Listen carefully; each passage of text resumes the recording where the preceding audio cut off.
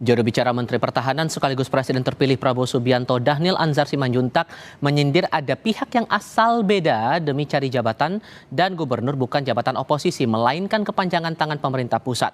Publik menduga-duga pernyataan Dhanil ini mengarah ke calon gubernur Jakarta Anies Baswedan. Apakah pernyataan juru bicara Prabowo itu keluar karena ada kaitannya dengan konstelasi politik Pilkada Jakarta di mana elektabilitas Anies di sejumlah survei berada di posisi atas? Bergabung untuk saat ini produser Jakarta Melayu Festival yang juga loyalis Anies Baswedan Geis Khalifa, kemudian politisi Partai Gerindra Emmanuel Ebenezer, dan pengamat politik Ray Rangkuti. Selamat sore semuanya, apa kabar? Sore Bung. Sore, Terima kasih seluruhnya sudah hadir dalam diskusi kami kali ini. Saya mulai ke Bung Ray dulu deh kalau begitu. Kalau Siap. Anda menangkapnya konteks apa sebetulnya yang hendak disampaikan dari pernyataan Bung Dhanil ini? Iya, saya kira jelas ya yang dimaksudkan ini adalah terhadap Anies Baswedan. Karena ini kalau kita lihat sebetulnya rentetan dari yang sebelumnya menurut saya. Sebelumnya itu kan Anies Baswedan semacam mengkritik kinerja dari PJ Heru gitu ya. Di mana salah satunya juga disebutkan soal kalau ke rakyat itu jangan pelit-pelit lah gitu. Itu kan tembakannya ada dua tuh. Pertama tentu soal adanya dugaan pemotongan-pemotongan atau apa terkait dengan program KJP macam-macam gitu ya.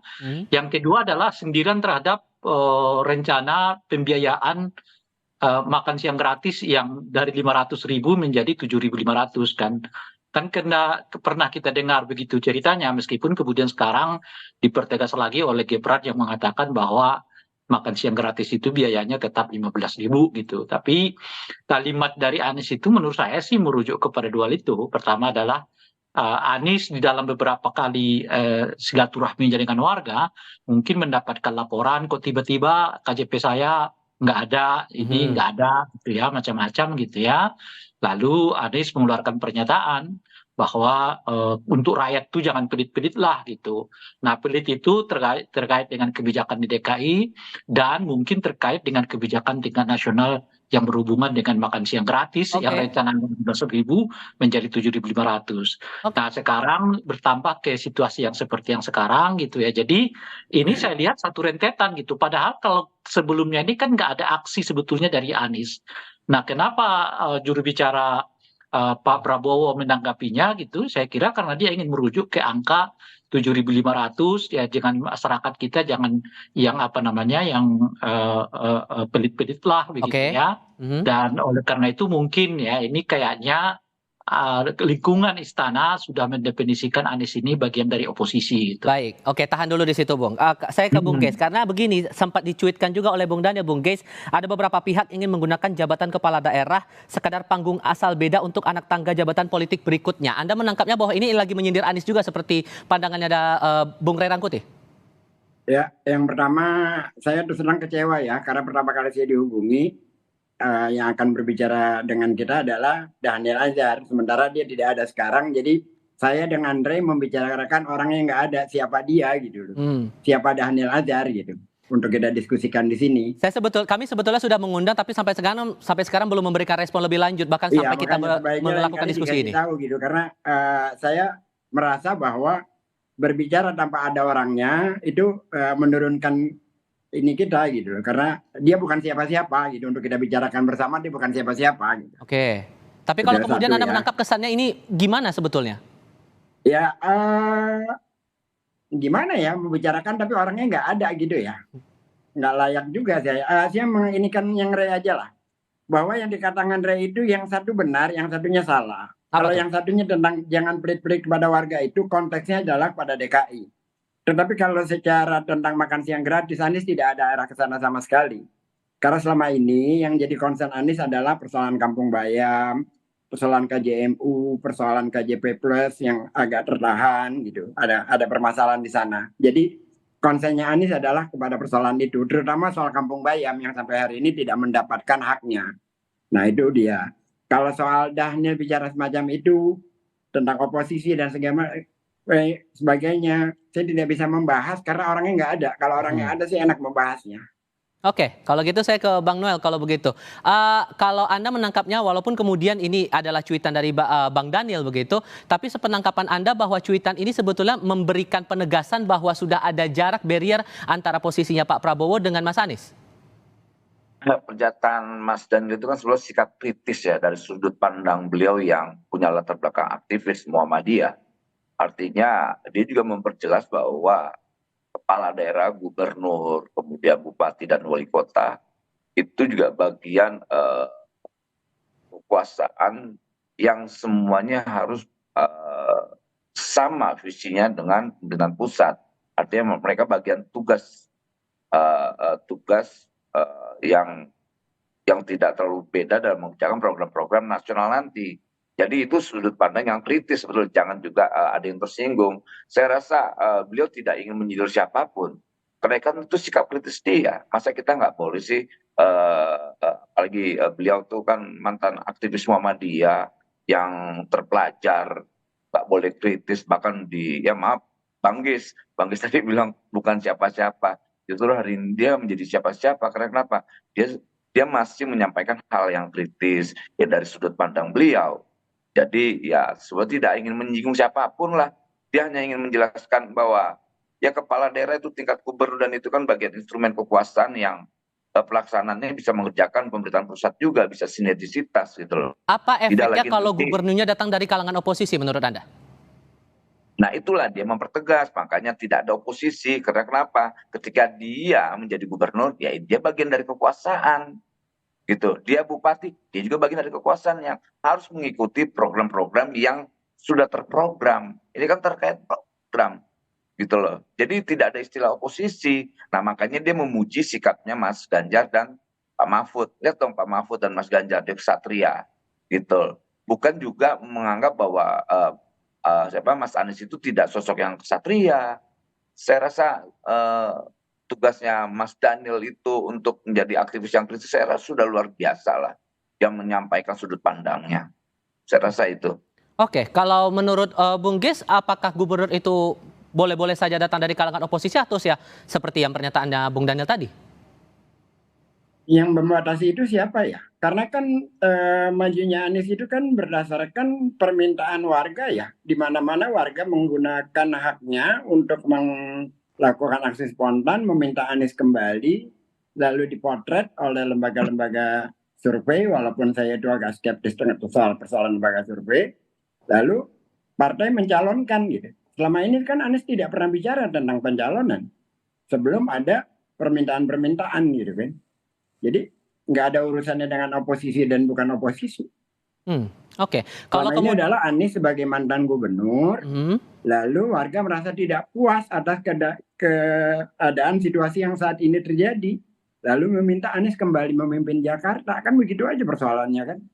Lalu partai melihat aspirasi itu, maka mereka menggunakan alat demokrasi namanya partai politik untuk mencalonkan Anies. Di mana di mana urusannya dengan oposisi dan tidak oposisinya.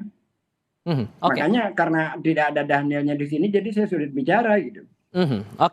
Kalau yang bicara orang seperti Cak Nur, bicara Romo Mangun, kita diskusikan, saya dan Ray di sini mendiskusikan pantas dan wajar gitu. Tapi Daniel, terus kita mendiskusikan tweetnya dia. Kalau gitu bagaimana kemudian menafsirkan jadi sekadar panggung asal beda yang disebutkan oleh Bang Daniel tadi, Bung Noel? Anda menangkapnya kesan apa sampai dibilang ada panggung asal beda itu? Ya karena gini, ini dia berkacamata dari karakter oposisi di Indonesia. Teriak-teriak keras-keras, ujung-ujungnya ya minta-minta juga, gitu, pengemis juga. Karena kan dia juga tahu dia bagian dari orbit ke dunia politikan ini, dia tahu karakter oposisi kita mungkin. Jadi dilihat dari sudut pandang itu, kritis-kritis ujung-ujungnya juga minta paling gitu. Kritis-kritis cuma ujung-ujungnya supaya dapat kursi kekuasaan. Karena itu yang terjadi di Indonesia. Belum ada orang punya daya kritis karena sudut pandangnya yang bagus, dia perjuangkan nilai-nilai dia. Karena ujung-ujungnya kritis-kritis minta juga, minta kekuasaan, coba jadi minta menurut proyek. Noel, Mungkin Bang Daniel itu melihatnya dari sudut pandang itu. Lu kalau mau kritis ke Satria dong, gitu loh. Jangan minta-minta jabatan, jangan minta-minta ini, jangan minta-minta itu. Jadi enak ngelihat daya kritisnya itu benar-benar luar biasa. Tapi sekali lagi, saya yakin tidak ada niat untuk sedikit pun menyinggung Mas Anies. Gitu. Saya yakin sekali lah. Karena Mas Anies juga kan punya daya kritis, daya intelektual, dan punya moralitas. Saya perjelas sedikit Noel ya. Siap. Karena di sini ada saya dengan Ray. Jadi sudut pandangnya itu karena Daniel melihat oposisi selama ini yang ujung-ujungnya minta jabatan juga, gitu kan ya? Bukan Daniel ya, saya juga melihatnya itu. Anda juga melihatnya itu, begitu kan ya? Iya. Begitu ya? Iya. Itu adalah Anda membaca diri Anda sendiri lalu mengeneralisasi kepada orang lain. Grace Halifa dan Ray Rangkuti yang ada di sini tidak seperti itu. Dan itu terbukti. Enggak, kalau saya boleh ketawa, saya ketawa nih. Ketawa silakan. Ya udah, ketawa. Ray Rangkuti aktivis dari tahun 90-an sampai hari ini tidak pernah menjadi pengemis. Grace Halifa sampai hari ini tidak pernah menjadi pengemis. Bahkan ketika saya kenapa Om Grace tersinggung? Lah, Anda membaca soal itu seolah-olah seluruhnya orang seperti Anda. Ya, Om Grace, makanya. Nah, saya kasih tahu ada orang lain yang tidak seperti Anda. Contohnya saya kasih tahu Ray ada di sini. Lihatnya utuh. Saya tidak ingin menyinggung Om Grace, apalagi.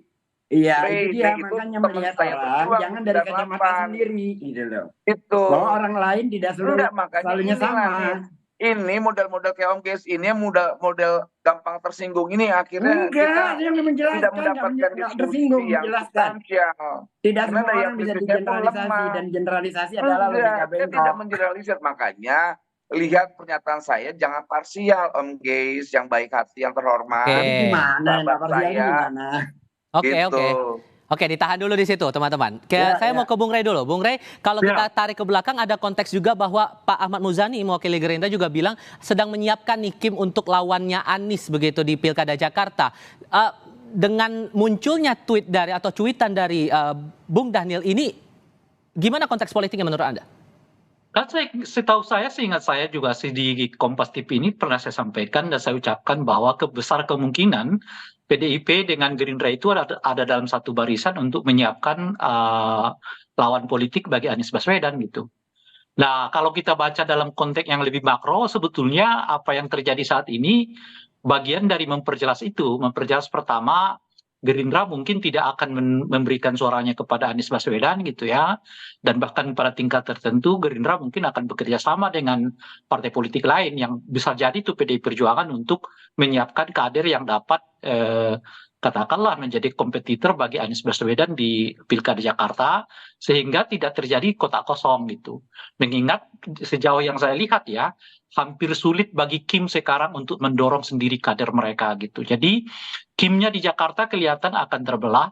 Sebagian mungkin akan mendukung Anies Baswedan, sebagian mungkin mendukung kader atau calon yang berbeda dengan Anies Baswedan. Nah, itu yang saya lihat. Anda pernah mengemis jabatan, Ray? Kenapa? Anda pernah mengemis jabatan? Agar jelas aja, agar jelas. Om Grace ini lucu sekali, gampang tersinggung. Aduh, malu-malu. Supaya jelas, karena supaya tidak ada klaim gitu. Di luar itu lebih enak dan di dalam. Mengkaji pernyataan. Ya udah, kita tahan dulu di situ, kita lanjutkan lagi usai jeda, termasuk soal bagaimana kemudian membaca pernyataan dari Mas Anies belum lama ini yang bilang bahwa dia akan merasa terhormat kalau kemudian Gerindra mengusung namanya untuk maju di Pilgub Jakarta. Kita akan lanjutkan lagi di segmen berikutnya, usai jeda berikut.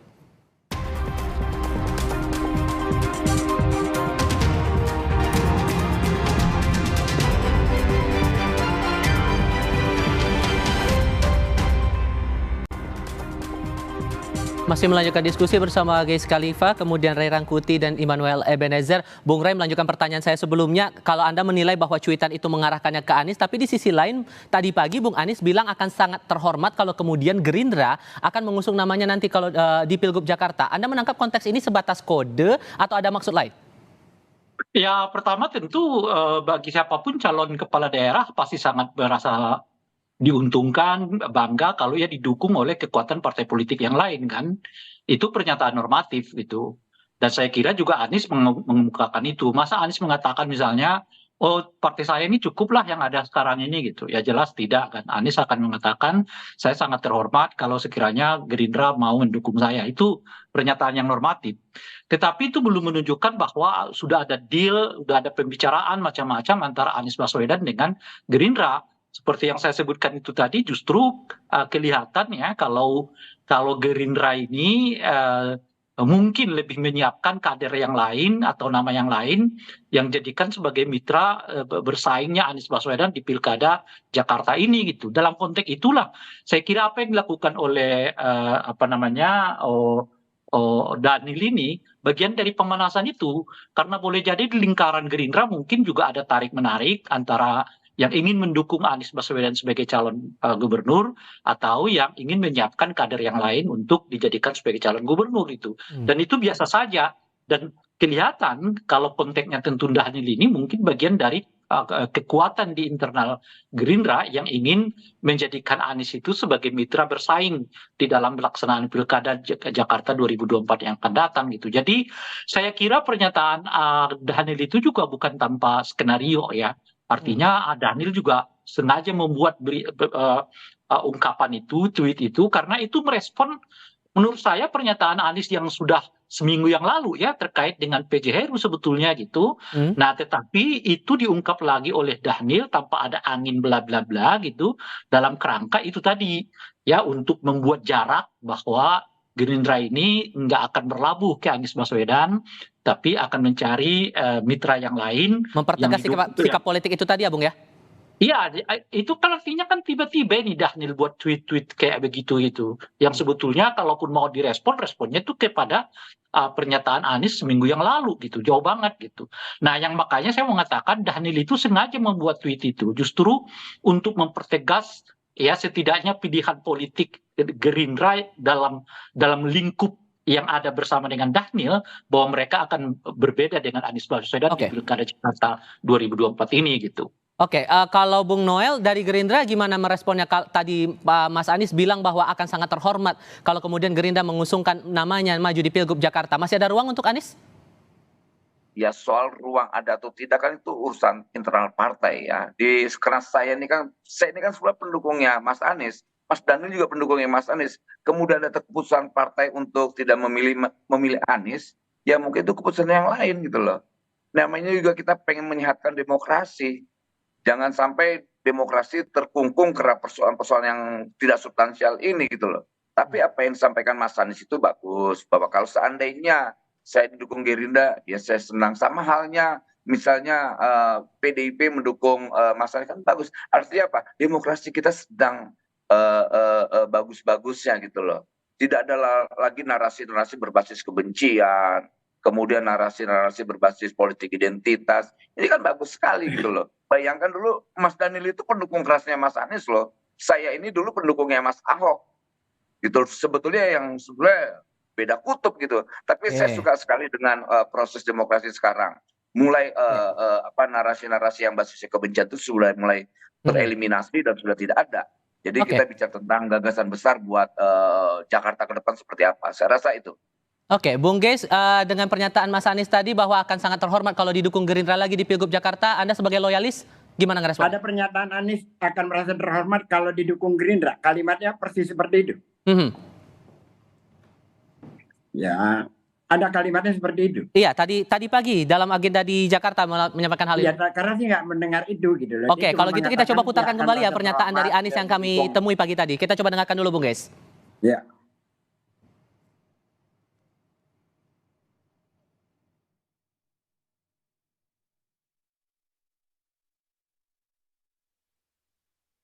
Jadi pada dasarnya kita semua ingin agar